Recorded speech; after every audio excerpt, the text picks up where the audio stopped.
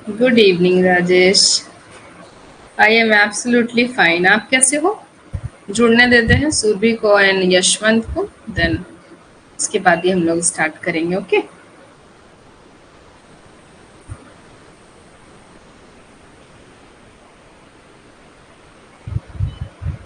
और राजेश, आपकी जो आपने जो ग्रेजुएशन एंड मास्टर्स किया है, कहाँ से किया है राजेश?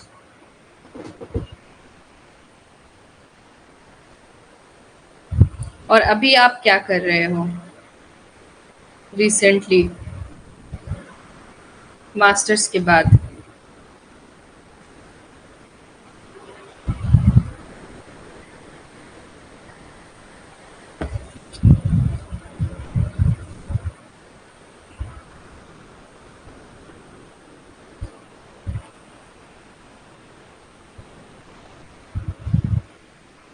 बरेली कॉलेज में?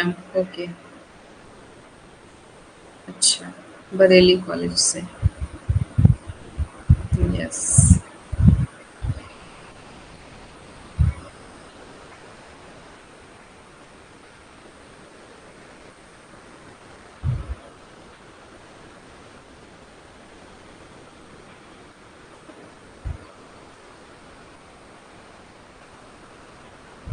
टीचिंग करने जानता हूँ। अच्छा, टीचिंग कराने यानी एज अ टीचर अभी आप किसी स्कूल से जुड़े हुए हैं, है ना? Which classes Rajesh? Hello Surabhi, welcome to the filler form. कैसे हो बच्चे सुरभि?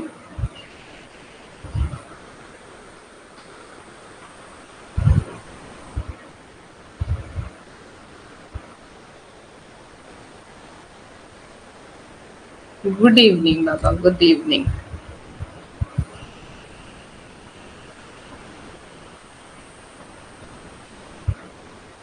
ठीक ही रहो, ठीक रहो और जम के मेहनत करो। एक बार में जेआरएफ निकालने की ठान लो। जेआरएफ पे फोकस करोगे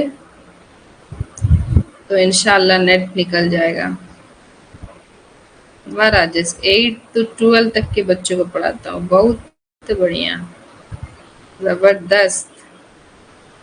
पता है कई बार ऐसा होता है कि जब आप खुद के लिए नहीं पढ़ते हो ना, जब आप खुद एज अ स्टूडेंट होते हो, जितना दिल लगा कर नहीं पढ़ते हो, उससे कहीं ज्यादा आप उस वक्त पढ़ने लग जाते हो जब आप किसी को पढ़ाने जाते हो, क्योंकि भाई वो क्वेश्चंस पूछेंगे और आपको आंसर देना है। चलिए, यशवंत का मुझे पता नहीं, वैसे उन्होंने कल फर्स्ट टाइम क्लास ज्वाइन किया था, तो हम लोग आगे बढ़ते हैं। तो एक बार बोलिए, we want JRF and come to the topic. आज मैं पढ़ाने वाली हूँ जनरल सर्कुलेशन ऑफ एटमॉस्फेयर।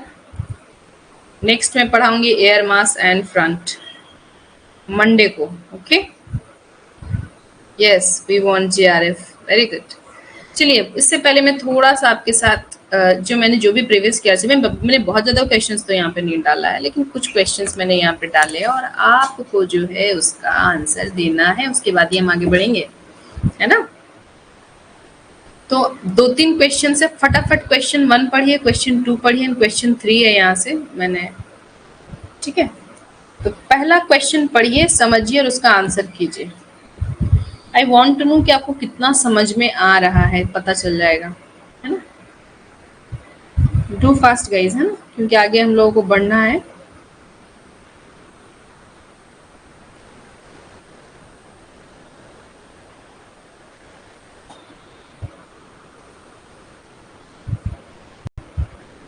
प्रश्न नंबर 1। प्रश्न 1 कि भूमध्य रेखा से ध्रुव ध्रुव तक जो बह रही है हवा, जो मैंने कल पढ़ाया आपको, विंड, है ना? कौन सी हवा? परमानेंट विंड, सतही हवा, प्लेनेटरी विंड, ऊपर जो हवा बह रही है, उसका एक आदर्श वैश्विक पैटर्न क्या है? पूरे ग्लोब के हिसाब से उसका पैटर्न क्या है? भूमध्य रेखा से ध्रुव तक आपको जाना है, वो आप पैटर्न आपको बताना है। 1 नंबर क्वेश्चन का आंसर कीजिए, जल्दी कीजिए, ज्यादा टाइम मत लीजिए, हाँ, क्योंकि आगे टॉपिक पे जाएंगे।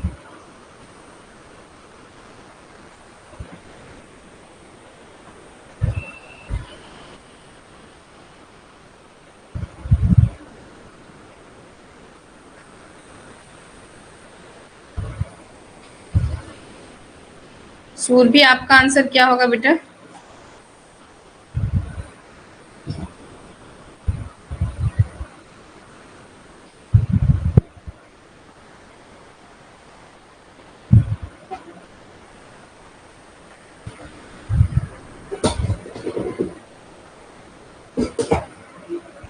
क्या होगा?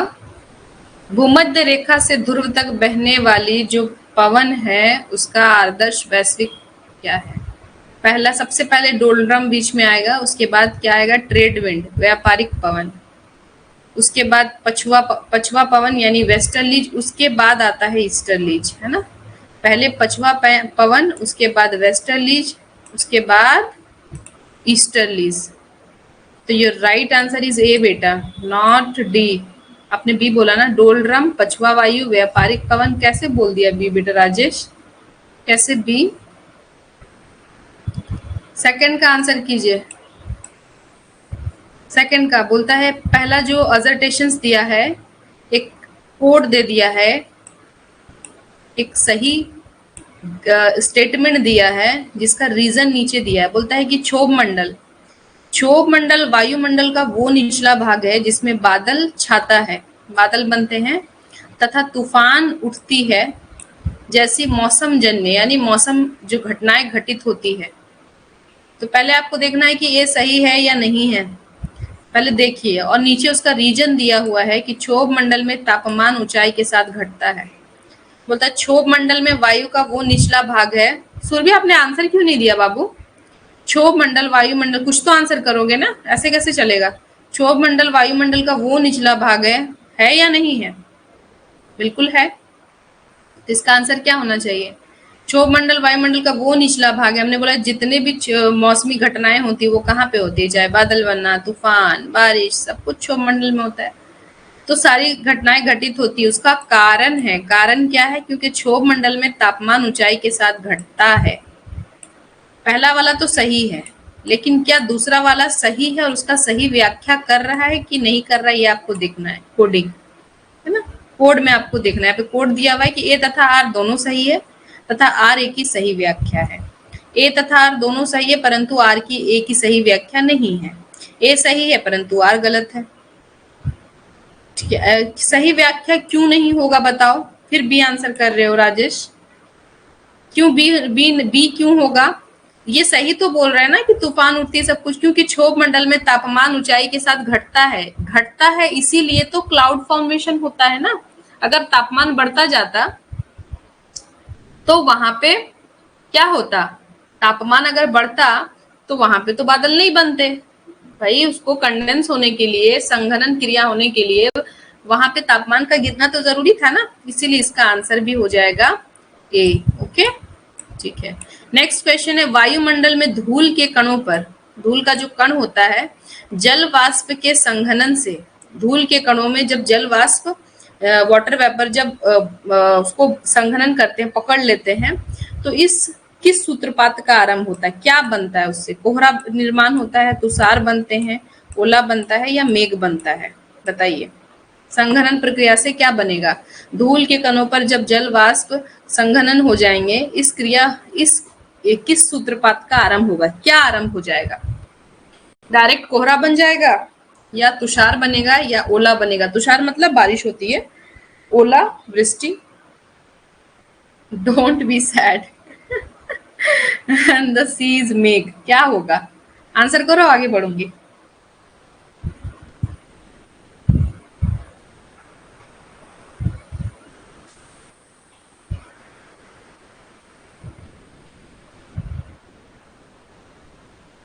डायरेक्ट ओला बन जाएगा। ओला किसको बोलते हैं? जो बर्फबारी होता है उसको ओला बोलते हैं ना। सबसे पहले बादल बनेंगे, उसके बाद जब वो बरसेगा, मेघ का मतलब होता है बादल। धूल के कणों पर ही बादल बनते हैं, संघनन क्रिया होती है। ठीक है। जब वो बूंद बदल जाता है एक बड़े फॉर्म में, 5 mm से ज़्यादा हो जाता है, तब वो बरस के नीचे आ जाता है। किसी भी फॉर्म में आ सकता है, ओला के फॉर्म में, तुषार के फॉर्म में, कुछ भी हो सकता है। ठीक है, तो सबसे पहले मेघ बनेगा।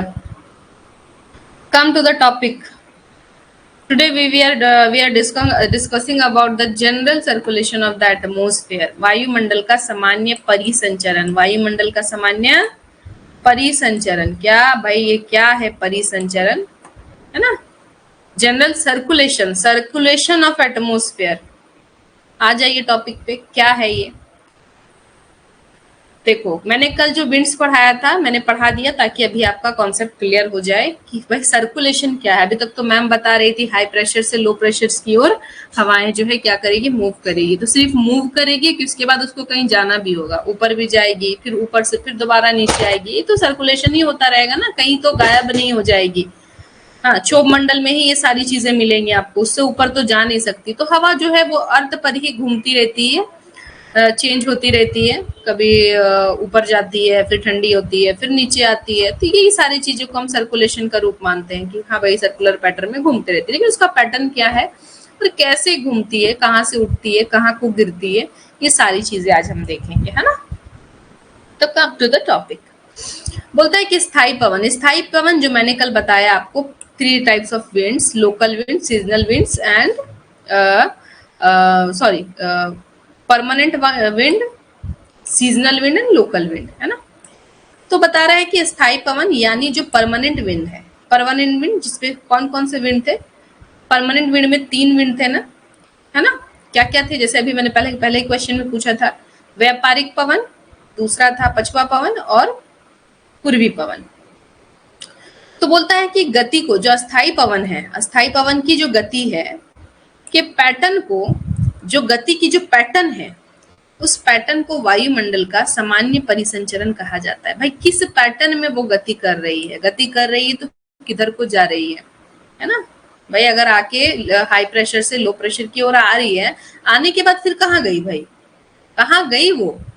तो जो ये पैटर्न है, आना फिर जाना फिर दोबारा सबसाइड होना, नीचे आना, है ना, सिंक करना, तो क्या है इसका, तो उसका सामान्य परिसंचरण कहा जाता है। तो गति का जो पैटर्न है उसको क्या कहा जाता है ना, सामान्य परिसंचरण कहता है कि the pattern of movement of planetary winds is called the general circulation of the atmosphere. कैसे बोलता, 3 सेल है हमारे पास, सेल ना, CELL सेल।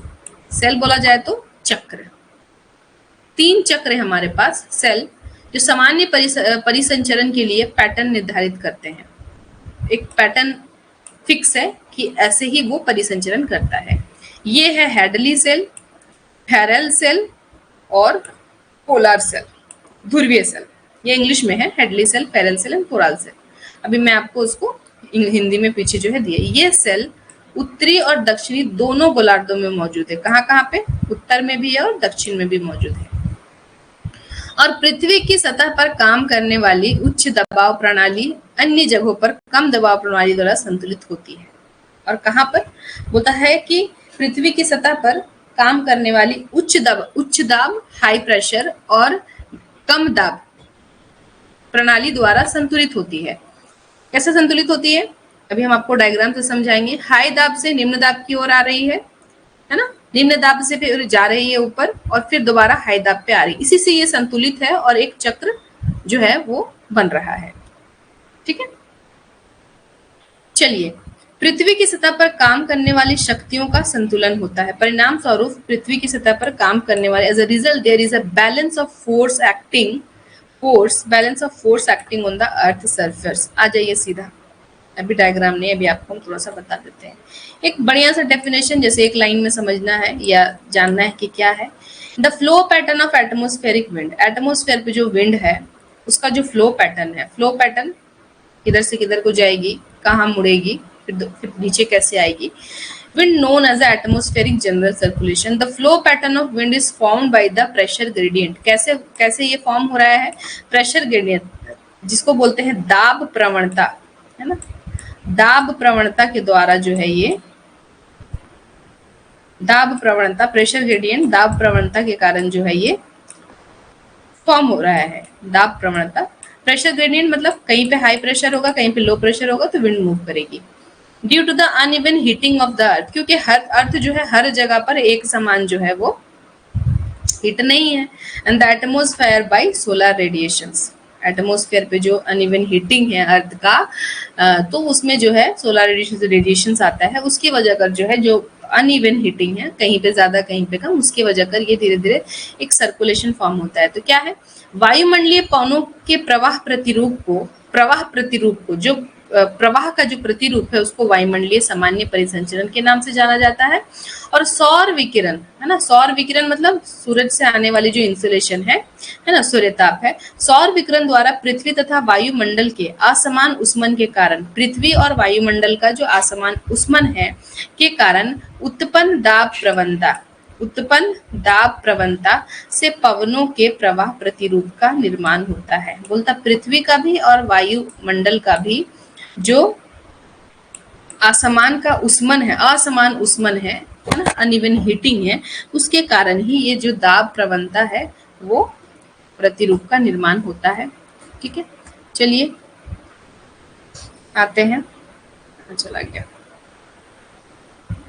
देखो, तो बोलता है according to the atmospheric 3 cell circulation, ये भूलना मत, त्रिकोशीय परिसंचलन है ना, त्रिकोशीय परिसंचरण, ये याद रखना, त्रिकोशीय परिसंचलन, क्योंकि ये उठ रही है, ठीक है, फिर ऊपर जा रही है और फिर नीचे आ रही है, इसको नाम दिया गया है ट्राई सेलुलर, है ना, ट्री सेल सर्कुलेशन बोला जाता है या ट्राई सेलुलर भी बोला जाता है इसको, ट्राई सेल्यूलर, सेल से सेल्यूलर। ओके, तो point to be noted, try cellular या त्रिकोशीय परिसंचरण, ये बोलता है त्रिकोशिका परिसंचरण भी लिखा जाता है।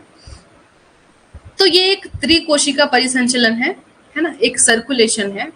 Atmospheric circulation based on the thermal and dynamic factor, कल मैंने आपको 2 फैक्टर पढ़ाया था विंड में, thermal factor and dynamic factor. Thermal factor की हीट कहाँ पे कितना आ रहा है, और डायनेमिक में था कि चेंज होता है because of the earth कोरियोलिसिस force की वजह पर, ये डायनेमिक फैक्टर था, है ना, डायनेमिक फैक्टर था। तो जो थर्मल फैक्टर होता है वो 2 प्रेशर बेल्ट पे देखा जाता है। थर्मल फैक्टर की वजह कर high pressure low pressure generate हो रहा है, कौन से दो प्रेशर बेल्ट पे थर्मल फैक्टर की वजह कर, है ना, थर्मल फैक्टर की वजह कर कौन से 2 प्रेशर बेल्ट पे प्रभाव पड़ता है। थर्मल फैक्टर की वजह कर लो प्रेशर बेल्ट क्रिएट होता है, इक्वेटोरियल लो प्रेशर बेल्ट, और आपका थर्मल फैक्टर की वजह कर पोलार का जो है वो वाला होता है। और डायनेमिक फैक्टर की वजह कर क्या हो जाता है, परिवर्तनशील जो फैक्टर है उसकी वजह कर हो जाता है आपका सब पोलर एंड सब ट्रॉपिकल एंड ट्रॉपिकल जो था आपका वो वाला जो बेल्ट है वो फॉर्म होता है। ठीक है, तो भाई ये सेल को क्या किया गया, 3 पार्ट में डिवाइड कर दिया गया। The first mean Hadley cell, है ना, इसको याद रखना, उसने कटिबंधीय कोशिका बोलते हैं, है ना, या चक्र बोलेंगे कहीं पे। और दूसरा है Ferrel cell and polar cell, Hadley cell, Ferrel cell and polar cell. तो हार्डले सेल हार्डले ही रहेगा या उष्ण कटिबंध होगा, फेरल को फेरल ही रहने देना है, और पोलर सेल को आप ध्रुवीय कोशिका के रूप में भी जान सकते हैं, isn't it? तो come to the slide, I will show you, है ना, this is our earth. Okay, और अर्थ के ऊपर जो है हमारा एक एटमोस्फेरिक ब्लैंकेट है या एटमोस्फेयर है जो एक ब्लैंकेट की तरह चारों ओर से उसको कवर किए हुए हैं। तो मैंने कल ही आप लोगों से डिस्कस किया कि दिस इज द इक्वेटर, है ना, दिस इज द इक्वेटर, और यहाँ पे हमारा लो प्रेशर बेल्ट है ना, isn't it? And the second is this is the high pressure belt, उसके बाद है ये फिर से लो प्रेशर बेल्ट, और यहाँ पे है आपका high pressure belt, isn't it? Clear है, यहाँ पे और भी एक हाई प्रेशर बेल्ट है, पोलर हाई प्रेशर बेल्ट। इसी तरह हमारे दक्षिणी गोलार्ध में भी सेम आपको मिलेगा सारे pressure belt, low pressure, high pressure, फिर से यहाँ पे low pressure and then high pressure.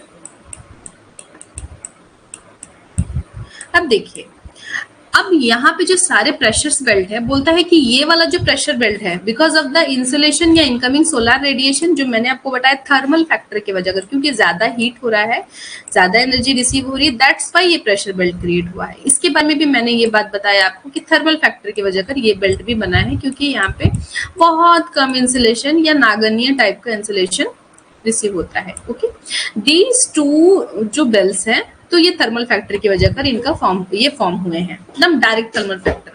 But these are the two the central and the semi central and central, these are the two belts, high pressure and low pressure, ये dynamic factor की वजह कर बने हैं। Dynamic मतलब changeable, कल भी मैंने आपको बताया था।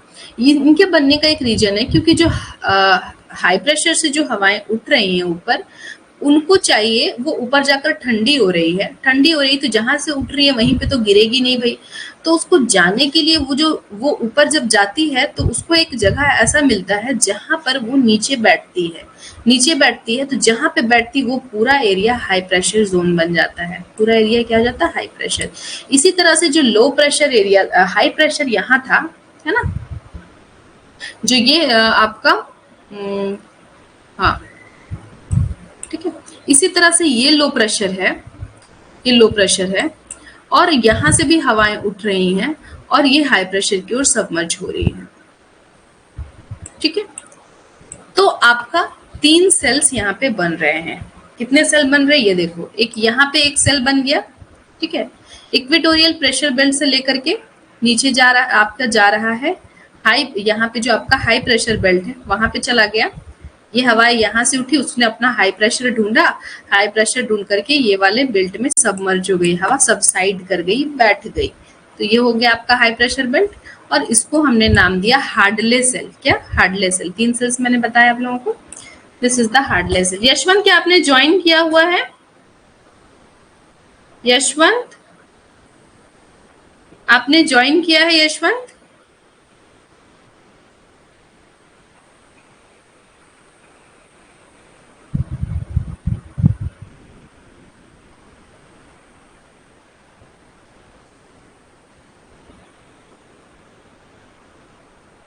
चलिए, तो the first cell is Hadley cell, isn't it? Hadley cell या उसने कटिबंधीय चक्र या सेल भी बोलते हैं। द सेकंड का कैसे फॉर्म हो रहा है? यहाँ पे लो प्रेशर है, तो लो प्रेशर से हवाएं ऊपर की ओर जा रही हैं। कैसे? क्योंकि यहाँ पे देखो, फिर से बताती हूँ, ये हवाएं ऊपर कैसे गई। हमने देखा कि यहाँ पे हाई प्रेशर था, यहाँ पे क्या था, हाई प्रेशर था, तो हाई प्रेशर से हवाएं क्या करी, लो प्रेशर की ओर आ रही हैं, क्योंकि यहाँ पे सब ट्रॉपिकल हाई प्रेशर जोन है ना, तो हवाएं हाई ट्रॉपिकल से आ रही थी सीधी लो प्रेशर की ओर। किधर आ रही थी? सीधी चली आ रही थी लो प्रेशर की ओर। तो मैंने बताया कि there are some Coriolis force on the earth, then हवाएं क्या करेगी कि उत्तरी गोलार्ध में राइट टूवर्ड्स मूव करेगी, राइट टूवर्ड्स दाएं साइड, और दक्षिणी गोलार्ध में मूव करेगी बाएं साइड्स, है ना, लेफ्ट टूवर्ड्स, ये हमने बताया था। तो यहाँ की सारी हवाएं जो सीधी आ रही थी वो किधर मुड़ गई? यस बेटा, बस पापा भी आएंगे तो चलेंगे, जाइए आप टीवी देखिए, बस थोड़ी देर में आने वाले हैं, ठीक है। और फिर ये क्या करी, मुड़ गई। तो भाई हाई प्रेशर से लो प्रेशर क्या आ रही थी। अब यहाँ पे मैंने बोला कि यहाँ पे हवाएं कभी भी आके भिड़ती नहीं है। क्या नहीं भिड़ती है? आपस में भिड़ती नहीं है, ठीक है। दोनों क्या करती है, इतना ज्यादा यहाँ पे टेम्परेचर हीट मतलब ज्यादा रिसीव होता है कि यहाँ से आकर के हवाएं ऊपर उठ जाती है, इसीलिए इसको डोलड्रम बोलते हैं, क्योंकि यहाँ का माहौल सबसे शांत होता है, क्योंकि 5 डिग्री 0 से लेके 5 डिग्री ऊपर और 5 डिग्री नीचे के बीच में बिल्कुल शांत एरिया होता है, काम जोन होता है। तो यहाँ पे किसी भी तरह का साइक्लोन या थंडर स्टॉर्म या कुछ हलचल ऐसा नहीं ज्यादा देखा जाता है, बिल्कुल शांत होता है, डोलड्रम एरिया होता है। यहाँ पे फोर्स का भी जीरो, मतलब जो कोरियोलिसिस फोर्स होता है वहाँ पे जीरो होता है, कोई इफेक्ट नहीं होता है उसका। तो हवाएं क्या करती है, आपस में आके क्या आती है, 5 डिग्री पे आके ऊपर उठ जाती है। ऊपर उठ जाती, कुछ हवाएं जो है इधर मुड़ जाती है ना, जो यहाँ पे हार्डले सेल को फॉर्म कर रही है, और कुछ हवाएं उधर चली जाती है जो हार्डले सेल को फॉर्म करती है। जो हवाएं इधर आती है वो दक्षिणी गोलार्ध के हाई प्रेशर पे सबमर्ज हो जा रही है, नीचे आ जा रही है ना, और जो इधर आ रही है, जो इस तरफ जा रही है, वो उत्तरी गोलार्ध के हाई प्रेशर में सबमर्ज हो जा रही है। उसके बाद फिर से वही होगा, फिर कुछ हवाएं इधर चली गई, कुछ इधर चली गई। क्योंकि मैंने बोला था इधर जाएगी तो राइट टूवर्ड्स मुड़ेगी, इधर भी उधर से आ रही है तो इसका राइट टूवर्ड्स इधर है, इधर मुड़ रही है ना। फिर यहाँ से हवाएं उठ रही हैं, फिर देखो यहाँ से ये आपका हाई प्रेशर है, फिर आपका ये लो प्रेशर है। अब इधर से हवाएं आ रही है और इधर से उठ करके ऊपर आकर के फिर नीचे से इधर को जा रही है। तो एक सर्कुलेशन फॉर्म पैटर्न हो गया है तीनों ही सेल में। बस इतना याद रखना कि लो प्रेशर से हाई प्रेशर से लो प्रेशर की ओर हवाएं जाएगी, वहां जाने के बाद ऊपर उठेगी और दोबारा वो सबसाइड करेगी नीचे हाई प्रेशर पे। इतना याद रखिए। तो ये 3 सर्कल फॉर्म हो गए, Hadley cell, Ferrel cell and polar cell. Diagram से मैंने आपको समझा दिया। अब हम लोग इसको पढ़ लेते हैं कि क्या है भाई ये, है ना। Come to the point.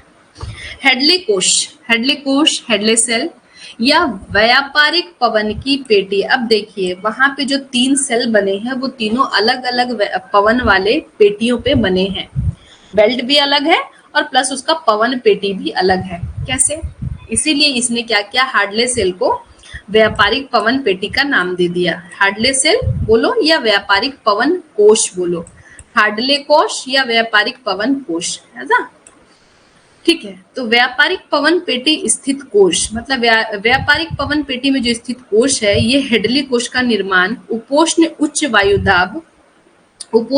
वायुदाब जो इक्वेटोरियल के बाद वाला जो बेल्ट है, उच्च वायुदाब हाई प्रेशर, है ना, उच्च वायुदाब हाई प्रेशर और विश्वदीय निम्न वायुदाब पेटी के मध्य स्थित, है ना, मध्य स्थित। कहाँ पे स्थित है? ट्रेड विंड, व्यापारिक पवन ट्रेड विंड कहाँ पे स्थित है?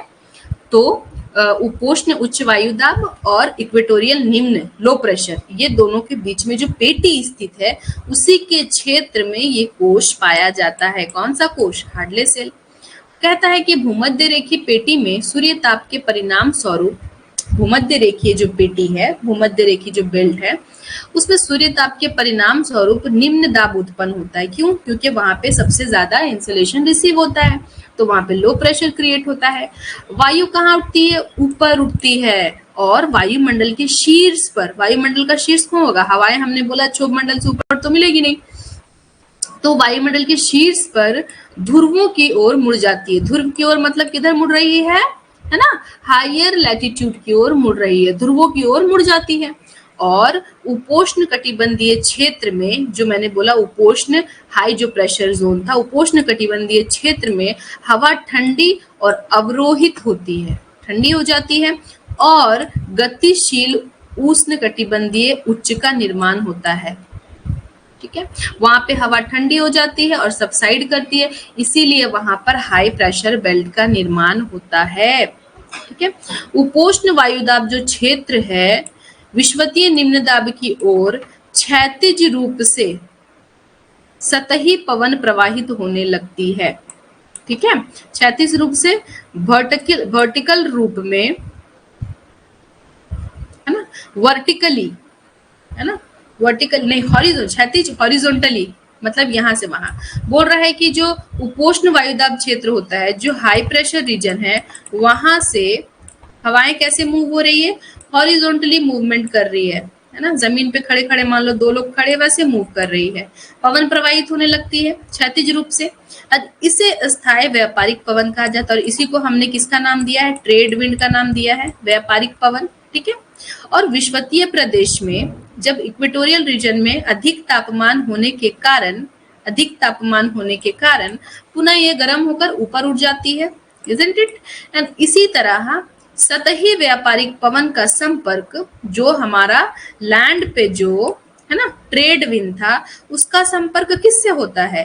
क्षोभ मंडलीय पवन से सतत रूप से बना रहता है ना, क्षोभ मंडल में जाता है और सतत रूप से बना रहता है, फिर वहां से फिर जाकर के दूसरे जोन में चला जाता है।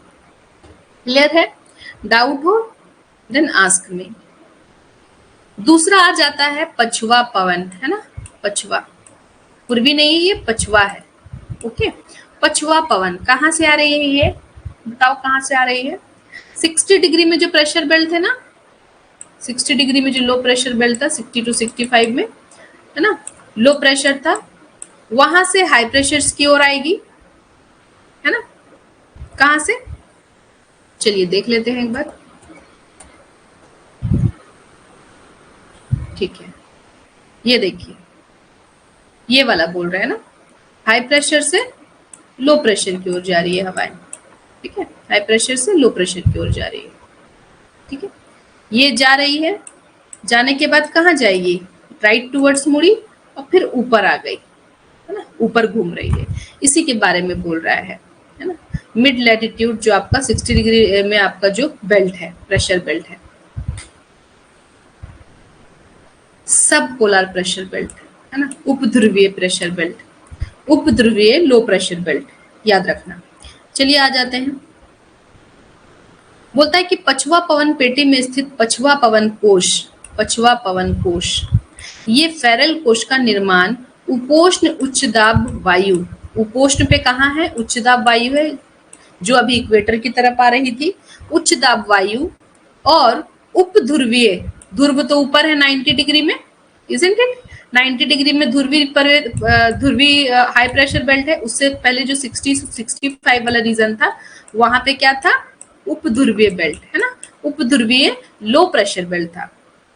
तो बोल रहा है कि उच्च दाब और उपध्रुवीय निम्न दायु, वहां पे लो प्रेशर बेल्ट था, कि पेटी के मध्य स्थित, इस दोनों पेटी के मध्य स्थित लो प्रेशर और हाई प्रेशर, कहाँ? उपध्रुवीय निम्न वायुदाब सब polar belt low pressure belt और सब ट्रॉपिकल हाई प्रेशर बेल्ट के बीच बीच मध्य स्थित पछुआ पवन के क्षेत्र में कहाँ पे पाया जाता है? ये फेरल कोश पाया जाता है। कहा जाता है कि उपोष्ण उच्च वायुदाब क्षेत्र से, उपोष्ण उच्च वायुदाब जो हाई प्रेशर से, जो उपध्रुवीय लो प्रेशर निम्न वायुदाब क्षेत्र की ओर हवा, सतही हवाएं प्रभावित होती है। सतही हवाएं यहाँ पे कौन सी पाई जाती है? यहाँ पे पछुआ पवन पाई जाती है ना। वहां पे कौन सा पवन था? वहां पे व्यापारिक पवन था, जो कोरियोलिस बल के प्रभाव के कारण ऊपर उठती है। किसके कारण भाई? यहाँ पे हवा के ऊपर उठने का कारण क्या? अब हम बताते हैं कि जैसे जैसे हम ऊपर जाते हैं तो टेम्परेचर तो हाई होता है ना, टेम्परेचर हाई होता है, तो भाई यहाँ पे ये प्रेशर क्यों क्रिएट हो गया, लो प्रेशर? तो बोलता है कि बिकॉज यहाँ पे कोरियोलिस फोर्स का इफेक्ट जो है यहाँ पे ज्यादा है। तो जब कोरियोलिस फोर्स का इफेक्ट यहाँ पे ज्यादा है तो यहाँ पे हवाएं क्या होती है? ऊपर उठती है। तो यहाँ पे इस वजह कर हवाएं जो है यहाँ पे लो प्रेशर क्रिएट होता है, कहाँ? 60 to 65 डिग्री में। तो ये ऊपर उठती है और क्षोभ मंडल के अवरोध के कारण क्षोभ मंडल में जाती है, उसके कुछ ऊपर जाने के बाद तो भाई और ऊपर जा नहीं सकती, तो फिर क्या करेगी? क्षैतिज रूप से गतिशील हो जाती है ना, और 25 से 30 डिग्री अक्षांश के पास सतह पर आकर हाई प्रेशर जोन में बैठने लगती है। यहाँ से यह पुनः पछुआ पवन के रूप में उपध्रुवीय क्षेत्र की ओर प्रवाहित होने लगती है। ठीक है, इससे पछुआ पवन क्षोभ मंडलीय हवाओं के संपर्क में सतत बना रहता है और इससे पवनों का एक चक्र विकसित हो जाता है। ठीक है, एक चक्र, एक साइकिल जो है वो हो गया। तो पछुआ पवनों को उपध्रुवीय क्षेत्रों में, उपध्रुवीय जो क्षेत्र थे सब पोलर 60 to 65 में ठंडी पवने से मिलाने से ध्रुवीय वाताग्र, अब मैं आपको पढ़ाऊंगी कल एयर मास एंड फ्रंट, वाताग्र, वाताग्र का विकास होता है। देखो इक्वेटोरियल में वाताग्र का विकास नहीं हुआ, लेकिन कुछ रीजन में वाताग्र बनते हैं। वाताग्र बनने का कारण होता है जो हमारे पास एयर मास होता है, एयर मास, है ना। तो मैं पढ़ाऊंगी आपको एयर मास, तो उसमें बता दूंगी कितने तरह के वाताग्र होते हैं, फ्रंट्स होते हैं। उसके बाद वाताग्र का विकास होता है किसमें? अब देखो इसी वाले बेल्ट में, याद रखना, जो ये वाला जो सेल है यहीं पे क्या बोल रहा है कि वाताग्र का विकास होता है और वाताग्र से फिर कुछ साइक्लोन्स वगैरह फॉर्म होते हैं और ध्रुवीय वाताग्र के सहारे शीतोष्ण चक्रवाती की उत्पत्ति होती है। एक होता है ट्रॉपिकल साइक्लोन, एक होता है टेम्परेट साइक्लोन। तो बोल रहा है कि इसके वजह कर किसका विकास होता है? ट्रॉपिकल का नहीं, टेम्परेट का, है ना, सॉरी, टेम्परेट साइक्लोन्स जो है इसी रीजन में इस वजह कर होते हैं, क्योंकि गर्म हवा और ठंडा हवा कुछ ज्यादा ही डिफरेंस होता है दोनों हवा के तापमान का, तो आपस में भिड़ जाती है। ये क्या है, ये पश्चिम से पूर्व की ओर पछुआ पवनों का अनुसरण करते हुए मध्य अक्षांश में व्यापक क्षेत्रों को प्रभावित करता है। चलिए आ जाते हैं थर्ड वाले बेल्ट में। ज्यादा टाइम नहीं लूंगी क्योंकि मेरा 36 और वैसे ही हो चुका है, कुछ भी स्लाइड्स है इसमें और। द लास्ट वन इज ध्रुवीय पवन कोश, है ना, क्या आ जाएगा, पोलार सेल, है ना, पोलार सेल। क्या है ये ध्रुवीय पवन पेटी? ध्रुवीय पवन पेटी जो 90 डिग्री, है ना, 90 डिग्री जो आपका पवन वाला पेटी है या बिंदु मान लो जो 90 डिग्री पे है, वो हाई प्रेशर वाला एरिया है ना, 90 डिग्री के पास वाला जो रीजन है, ठीक है, वो आपका हाई प्रेशर है, वहां पे हाई प्रेशर है। ये थर्मल फैक्टर की वजह से वहां पे हाई प्रेशर है, इतना याद रखना। तो ध्रुवीय पवन पेटी में स्थित जो ध्रुवीय पवन कोश का विकास जो स्थित है, वहां पे जो ध्रुवीय पवन का विकास कोश का विकास है, वो ध्रुवीय उच्च दाब वायु, उच्च वायु दाब, ध्रुव पे क्या है, वहां पे हाई प्रेशर है ना, और उसके नीचे वाले में क्या है कि लो प्रेशर है, जिसको मैंने बोला कि कोरियोलिस फोर्स की वजह कर यहाँ पे लो प्रेशर क्रिएट हुआ है। तो उपध्रुवीय निम्न वायु दाब की पेटी के मध्य स्थित, ये दोनों जो पेटी है इसके मध्य स्थित, ये दोनों high pressure low pressure belt के नजदीक में जो स्थित में ध्रुवीय पवन पेटी के क्षेत्र में होता है, ध्रुवीय पवन पेटी का वहां पे निर्माण होता है। उप ध्रुवीय क्षेत्रों में, अब मैंने बताया जो यहाँ जहां पे लो प्रेशर है वहां पर कोरियोलिस प्रभाव के कारण सतह की हवाएं गर्म होकर ऊपर उठने लगती है। कहाँ उठने लगती है? हवाएं जो है गर्म होकर ऊपर उठने लगती है, जो क्षोभ मंडलीय तापीय विषमताओं के कारण, और क्षोभ मंडल में जो कॉन्ट्रास्ट है, किसका, टेम्परेचर कॉन्ट्रास्ट है, उसके कारण ध्रुवों की ओर मुड़ जाती है। किधर मुड़ रही है? अभी यहीं से उठा था, अभी यहाँ से लो प्रेशर से हवाएं उठी थी और किधर को आई थी, है ना, लो प्रेशर से सॉरी यहाँ पे अभी थोड़ी देर पहले जो हाई प्रेशर सब ट्रॉपिकल बेल्ट पे था, सब ट्रॉपिकल जो बेल्ट था, उपोष्ण उच्च वायुदाब पेटी, वहां वाली हवाएं अभी यहाँ पे आई थी, यहाँ वाले लो प्रेशर पे आई थी, यहाँ वाले लो प्रेशर पे सबसाइड हुई थी, वहां पे भी टेम्परेचर डिफरेंसेस देखने को मिला, जिससे मैंने बोला फ्रंट्स बने। अब यहाँ वाले भी हाई प्रेशर जो है यहीं पे हवाएं अपनी सबसाइड करेंगे या नीचे बैठाएंगे। तो बोलता है कि कोरियोलिस प्रभाव के कारण यहाँ की हवाएं गर्म होकर ऊपर उठ जाती है, हो जाती है। तो जब यहाँ पे खालीपन आ जाता है तो ये हाई प्रेशर से हवाएं इसकी ओर आती है, हाई प्रेशर से हवाएं लो प्रेशर की ओर आती है। तो क्षोभ मंडलीय तापीय विषमताओं के कारण, क्योंकि वहां पे टेम्परेचर डिफरेंसेस है, तो कारण ध्रुव की ओर मुड़ जाती है, ठीक है, ध्रुव की ओर मुड़ जाती है और सतह पर बैठने लगती है, ठीक है। यहाँ से हवाएं सबमर्ज कर उठी और सतह पर जाके वहां हाई प्रेशर पे बैठने लगी। यहाँ से ध्रुवीय ठंडी पवन उप ध्रुवीय क्षेत्र की ओर प्रवाहित होने लगती है ना। ठंडी जो पवनें हैं वो कहाँ आ जाती है? उप ध्रुवीय क्षेत्र की ओर प्रवाहित होने लगती है, जो पुनः ऊपर उठा दी जाती है। फिर से ये ऊपर उठ गई और इससे पवनों के एक चक्र का विकास होता है, फिर से एक साइकिल का फॉर्मेशन हुआ, और इसे ही वायुमंडल का तृतीय, है ना, टर्शियरी परिसंचरण कोश कहा जाता है, इजंट इट। तो हो गया ये तीनों सेल्स के बारे में। भाई कहाँ से उठ रही है, कौन सा विंड वहां पे था, पछुआ पवने थी, पूर्वी पवने थी या व्यापारिक पवने थी। व्यापारिक पवन वाली जो पेटी है उसको हार्डले सेल्स बोलते हैं, हार्डले सेल, है ना, हार्डले कोश। उसके बाद जो पछुआ पवन वाली पेटी है वहां पर क्या बना, वहां पर बना आपका फेरल कोश।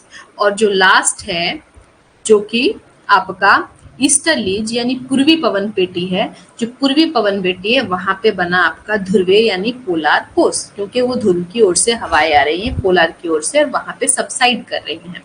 इजंट इट क्लियर है? एटमॉस्फेरिक सर्कुलेशन, और इसको बोला जाता है एक और ट्राइसेल्युलर मॉडल। ट्राइसेल्युलर मॉडल का मतलब होता है जो तीन सेल्स यहाँ पे आपको दिख रहे हैं, क्या, 1 2 एंड 3, है ना, ये तीन सेल हो गए।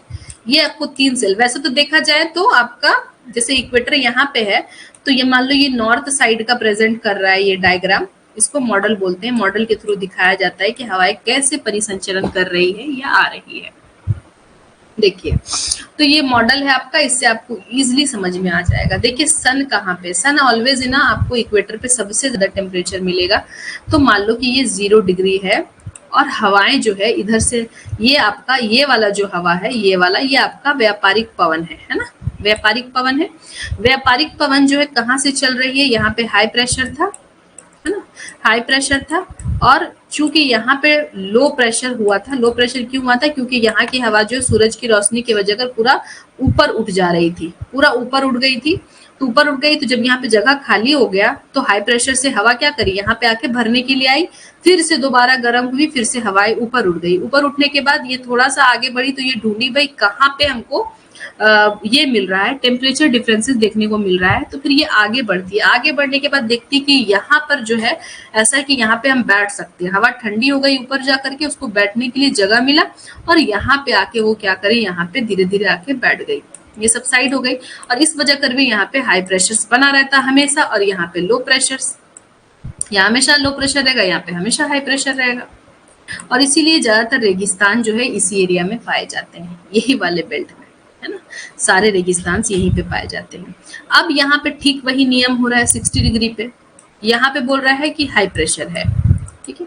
और यहाँ पे कोरियोलिस फोर्स की वजह कर, इसी तरह देखो इस साइड भी हो रहा है ना, इसी तरह इस साइड भी हो रहा है। ये मान लो कि उत्तरी गोलार्ध का दिया हुआ है, तो नीचे दक्षिणी गोलार्ध है। कुछ हवाएं यहाँ पे 5 डिग्री के पास भी आकर के फिर ऊपर उठ गई, और ये भी क्या करी, इस तरफ को मुड़ गई और जाकर के 30 डिग्री पे जाके वो सबसाइड कर गई नीचे, ठीक है। तो ये एक सेल बन गया। तो ये 3 सेल बन रहा है, Hadley cell, Ferrel cell and polar cell, ठीक है। हार्डले सेल, हार्डले कोश, फेरल कोश एंड पोलार कोश, Isn't it? तो देखो यहाँ पे भी हाई प्रेशर था, यहाँ पे भी हवाएं क्या आ रही है, यहाँ पे चल रही है पछुआ पौने, ये है आपकी पछुआ पौने और ये है आपकी पूर्वी पौने, है ना, पूर्वी पौने। तो यहाँ पर भी हाई प्रेशर पे आई हवाएं, है ना, लो प्रेशर यहाँ भी था, लो प्रेशर यहाँ भी था, है ना। ये भी लो प्रेशर जो है ये थर्मल की वजह कर है, क्योंकि यहाँ पे हीट बहुत कम रिसीव होता है। यहाँ पे भी लो प्रेशर थर्मल फैक्टर की वजह कर है।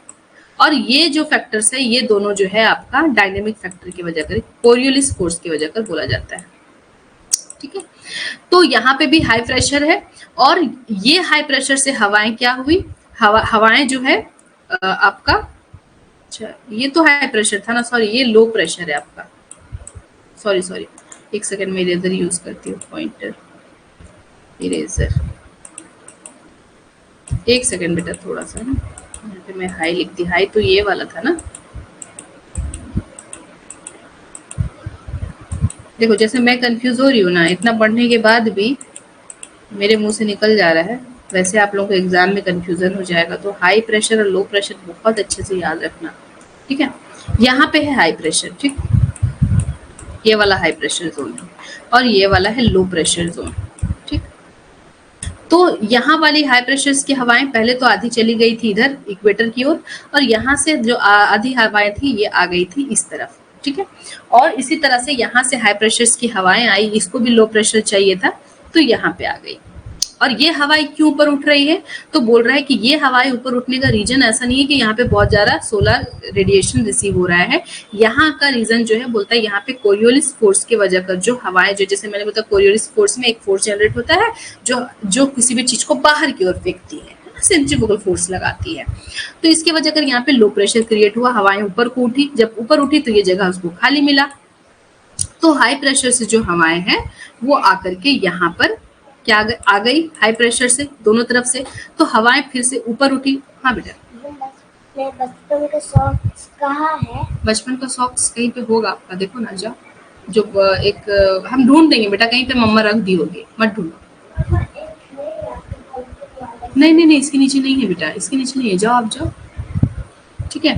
तो सॉरी फॉर द डिस्टर्बेंस, ये मेरे को लगता है हमेशा ही ऐसा होगा कि ये इसको मना मैं बहुत बोल के आती हूँ, टीवी ऑन करती हूँ, सब कुछ खाने के लिए दे देती हूँ कि प्लीज मत आना, मैं क्लास लूंगी तो, लेकिन he is just 5 years old, तो डांट भी नहीं सकती उसको कि क्यों आते हो। और ऑलरेडी मैं दिन भर कॉलेज में रहती हूँ, समझते हो, दिन भर मैं सुबह 9:30 बजे निकलती हूँ यूनिवर्सिटी के लिए, शाम में 5:30 बजे मैं घर आती हूँ। घर आने के बाद मुश्किल से उसके मैं 1 घंटा 1.5 घंटा टाइम मतलब स्पेंड करती हूँ। उसके बाद फिर डिनर प्रिपेयर करती हूँ। डिनर प्रिपेयर करने के बाद फिर मैं आपके साथ जुड़ जाती हूँ। तो देखा जाए तो इसको मैं टाइम ही नहीं दे पाती हूँ।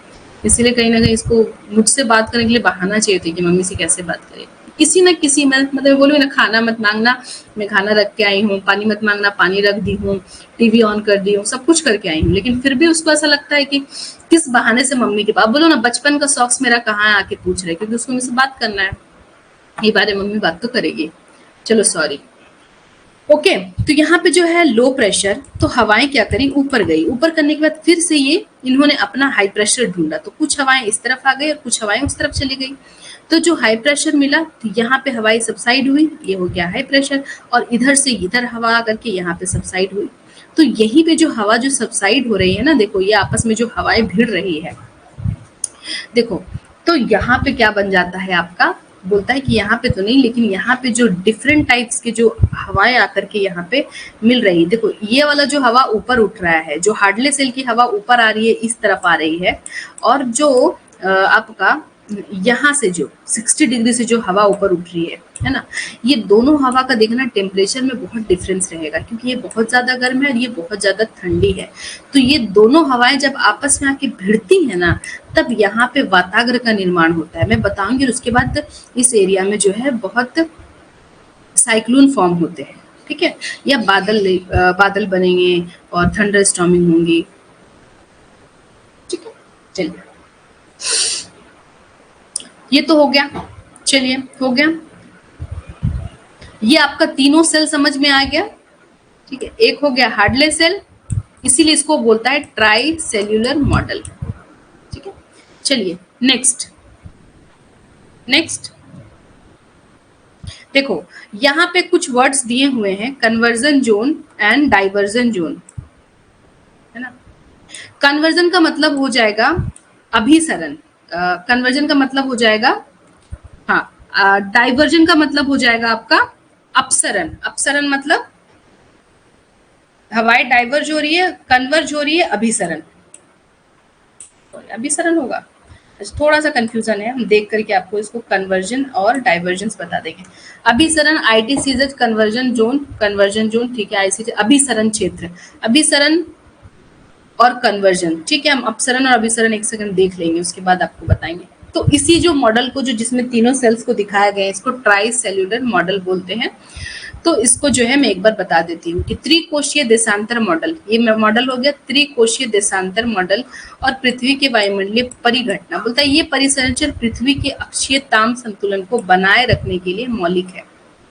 और कहीं ना कहीं ये जो परिसंचरण है, ये हमारे पृथ्वी के जो अक्षांश का मतलब होता है ना, अक्षांश जो होता है, अक्षांश रेखाएं, जो अक्षांश में जो ताप है ना, वर्टिकल नहीं, अक्षांश जो ताप है, अक्षांशीय ताप को संतुलन बनाए में हेल्प करता है, कि इक्वेटर को बहुत ज्यादा गर्म नहीं होने देता, इक्वेटर की गर्म हवाएं उधर जा रही है, फिर वहां की कुछ ठंडे हवाएं इधर आ रही है। तो इसको क्या संतुलन बनाए रखने के लिए बहुत जरूरी है ये क्या, परिसंचरण।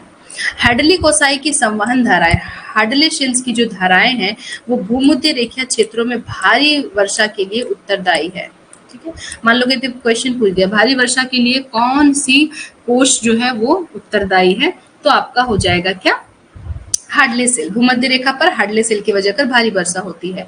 जेट धाराओं के निर्माण में इन परिसंचरण और घूर्णन करती पृथ्वी की ऊपरी वायुमंडलीय गतिशीलता का परिणाम है ना। अब बोल रहा है कि जब आपको जेट स्ट्रीम पढ़ाएंगे, जेट धारा पढ़ाएंगे, तो उसमें क्या हो जाता है कि बोलता है कि जो ये परिसंचरण है, जो जनरल एयर सर्कुलेशन है, और जो पृथ्वी का रोटेशन है ना, और पृथ्वी की जो वायुमंडलीय गतिशीलता है, ऊपरी वायुमंडलीय की जो गतिशीलता है, जो आपको क्या उसको बोलते हैं, जो घूमना, हवाएं जो आपस में घूम रही है, आ रही है, जा रही है, उसकी वजह कर जो है जेट स्ट्रीम्स जो है बनते हैं, जो मैं आपको पढ़ाऊंगी। इसके बाद बोलता है समतीक्ष्ण चक्रवात, पापा आए हैं, अरे सॉरी गाइस, एक सेकंड, मुझे थोड़ा सा डोर ओपन करने दीजिए, उसके बाद मैं आ रही हूँ। Sorry for the disturbance. Aunty मैंने जाना, जल्दी से आ लो। अच्छा ठीक है, जाएंगे बेटा, मैं क्लास ले रही, तुम जाओ ना। अस्सलाम वालेकुम।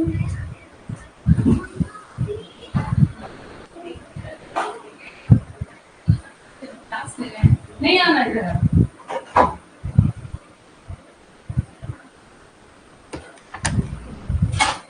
चलिए, सॉरी,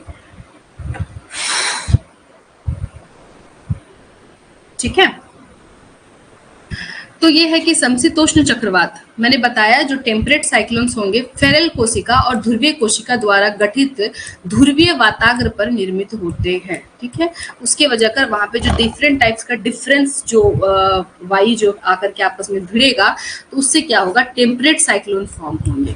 और उपोष्ण कटिबंधीय उच्च शुष्कता, उपोष्ण कटिबंधीय उच्च शुष्कता और अपतटीय पवन और व्यापारिक पवन, अपतटीय पवन और व्यापारिक पवन रेगिस्तान को बनाए रखने के लिए उत्तरदायी हैं। क्या क्या? उपोष्ण कटिबंधीय, उपोष्ण सब ट्रॉपिकल रीजन की जो हवाएं हैं, ठीक है, सब ट्रॉपिकल रीजन उपोष्ण कटिबंधीय उच्च, है ना, हाई प्रेशर में जो ड्राइनेस शुष्कता है, और अपतटीय पवन जो है, और साथ ही जो ट्रेड विंड है, वो रेगिस्तान को बनाए रखने के लिए उत्तरदायी है।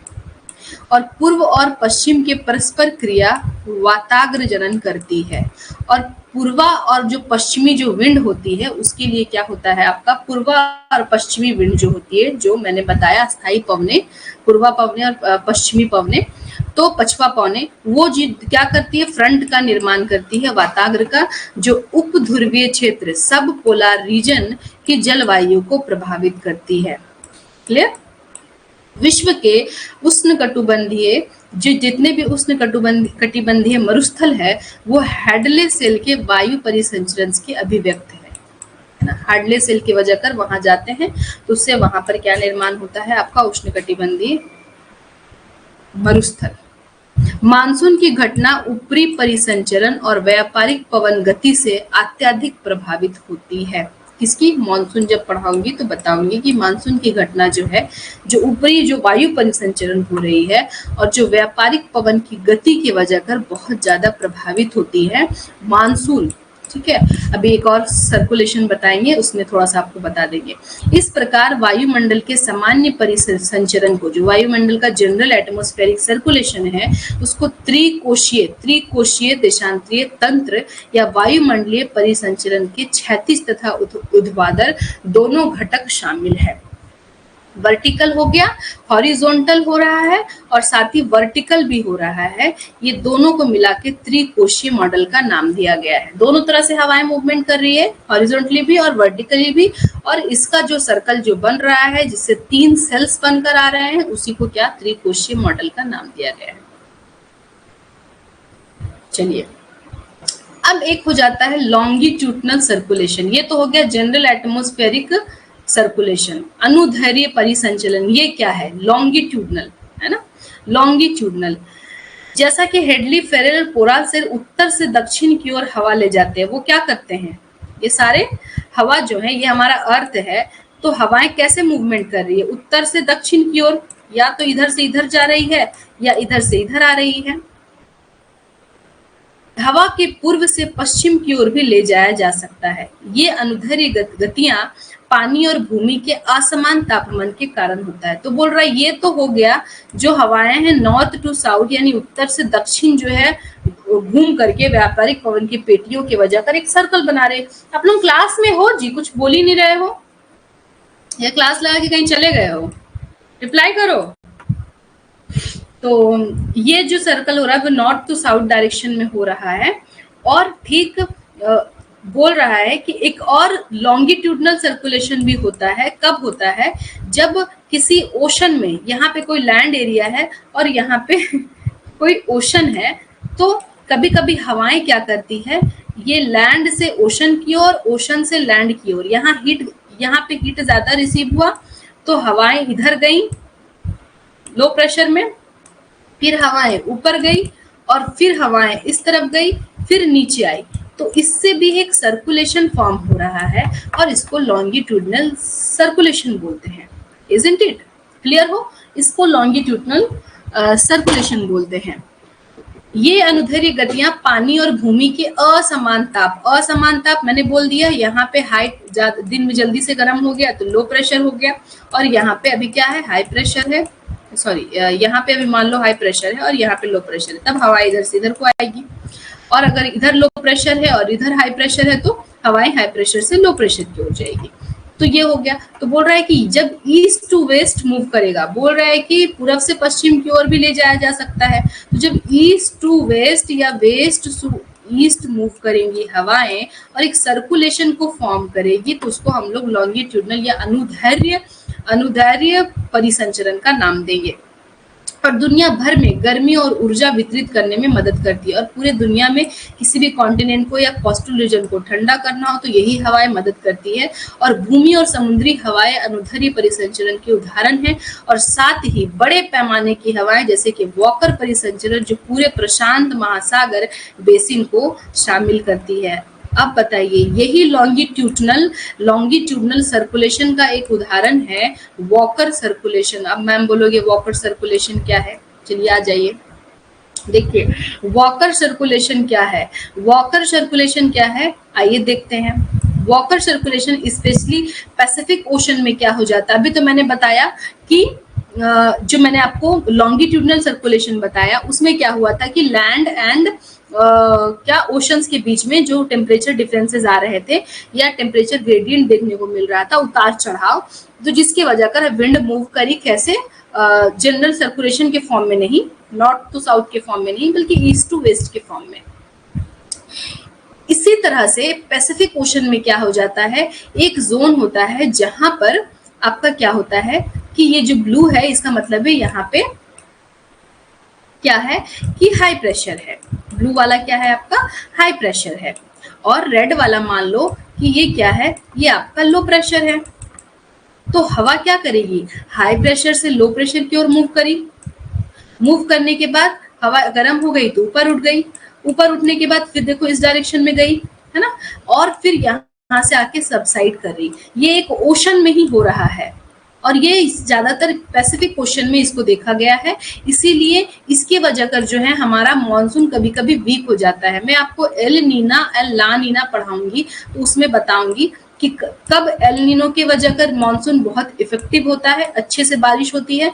ला नीना के टाइम पे क्या हो जाता है कि गर्मी वहां पे सूखा पड़ जाता है, या भारत में मानसून जो है वो देर से आता है या मानसून वीक हो जाता है। ये कुछ कॉन्सेप्ट्स है ना। तो इसको बताइए क्या है वॉकर सर्कुलेशन या वॉकर संचरण। कहता है कि वॉकर संचरण को वॉकर कोशिका या वॉकर सेल भी कहते हैं। अब देखो Hadley cell, polar cell and Ferrel cell, ये 3 सेल याद रखोगे, लेकिन वॉकर सेल इज डिफरेंट है ना। वॉकर सेल को भी आपको याद रखो।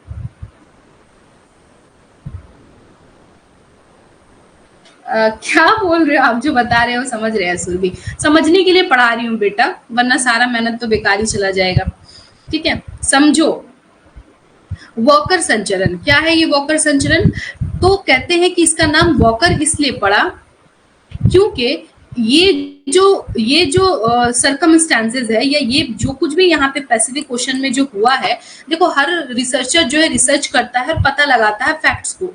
तो उनका नाम था जीटी वॉकर, और इन्होंने ही ये वाला जो है फैक्ट पता लगाया था कि पैसिफिक ओशन में जब भी वॉकर सर्कुलेशन फॉर्म होता है तो उससे जो है मॉनसून जो है वो क्या होता है, काफी मॉनसून पे असर पड़ता है या प्रभाव पड़ता है। अब अच्छा असर पड़ता है या प्रभाव बुरा असर पड़ता है ये मैं आपको बाद में बताऊंगी। तो वॉकर के नाम पर पड़ा जिन्होंने इसका पता लगाया था। तो वॉकर संचरण जो है क्या होता है, उष्णकटिबंधीय क्षेत्र में, पैसिफिक ओशन बहुत बड़ा है, पैसिफिक ओशन बहुत बड़ा है, लेकिन बोल रहा है कि जो ट्रॉपिकल रीजन है, उष्णकटिबंधीय क्षेत्र है, ट्रॉपिकल रीजन 0 से लेकर के आपका 23.5 डिग्री क्षेत्र है ना, ट्रॉपिकल रीजन। तो 0 से लेकर के 23.5 उष्णकटिबंधीय क्षेत्र में क्षोभ मंडलीय वायु संचरण है ना, क्षोभ मंडलीय वायु संचरण है, वायु का सर्कुलेशन फॉर्म है। इस क्षेत्र में विभिन्न अक्षांशों के मध्य चलने वाली हेडली कोशिका से भिन्न, हेडली कोशिका कैसे घूम रहा है, नॉर्थ टू साउथ डायरेक्शन में ऐसे घूम रहा है, लेकिन ये वॉकर कोशिका विषुवत रेखा के निकट विशेष अक्षांशों का अनुसरण करती है और ये ईस्ट टू वेस्ट ऐसे घूमती है। है ना, इस तरह से घूमती है। चलिए आगे देखते हैं। हेडली और ध्रुवीय कोशिका जैसे उत्तर दक्षिण में परिसंचरण करते हैं, ठीक है, और अतिरिक्त मौसम को प्रभावित करने में सक्षम अन्य कमजोर पूर्व पश्चिम संचलन होते हैं। ये कौन से होते हैं? ये पूर्व पश्चिम संचलन है। और भूमध्य रेखीय प्रशांत महासागर में अनुदैर्घ्य यानी पूरब पश्चिम परिसंचरण को वॉकर परिसंचरण के रूप में जाना जाता है। ठीक है, ये देखिए, ये है हमारा पैसिफिक ओशन, ये है हमारा इक्वेटर, और बोल रहा है कि 23.5 डिग्री जो है वहां से जो है आपका ये जो है देखने को मिलता है। ठीक है, और ये इस तरह से घूमता है। अभी देखिए, मान लो कि यहाँ पे क्या था, हाई प्रेशर था, और यहाँ पे लो प्रेशर क्रिएट हो गया। कहाँ पे? यहाँ पे कुछ है आपका रीजन्स, है ना, मलेशिया, इंडोनेशिया, जावा, जकार्ता, सुमात्रा वाला रीजन है यहाँ पे। तो यहाँ पे मान लो लो प्रेशर क्रिएट हो गया, और यहाँ पे ये वाला जो रीजन है आपका, यहाँ पे नॉर्थ अमेरिका, कैलिफोर्निया वगैरह है, और यहाँ पे कोस्ट है। तो ये पैसिफिक ओशन है आपका पूरा, ये वाला पैसिफिक ओशन है। तो यहाँ पे हाई प्रेशर क्रिएट हुआ, तो हाई प्रेशर से लो प्रेशर को हवाएं गई, और हवा जाने के बाद ये ऊपर गई और फिर घूमी, फिर इधर आके सबसाइड हो रही है। तो यहाँ पे हाई प्रेशर फॉर्म हो गया, और इसी को ही पैसिफिक वॉकर सर्कुलेशन का नाम दिया गया है। चलिए, क्लियर है? कैसा रहा आज का क्लास? फटाफट बताओ कि मैम हाँ सब समझ में आया, कोई दिक्कत नहीं है मैम? चलिए फटाफट आंसर कीजिए, उसके बाद मैं खत्म कर रही हूँ। यशवंत, आपने एक भी मैसेज नहीं छोड़ा कि मैम मैं क्लास में हूँ या नहीं हूँ, या मुझे तो सिर्फ अभी 3, उस वक्त 4 दिखाई दे रहे थे, अभी 3 दिखाई दे रहा है। चलिए फटाफट मुझे फीडबैक दीजिए, उसके बाद मैं बंद करूंगी।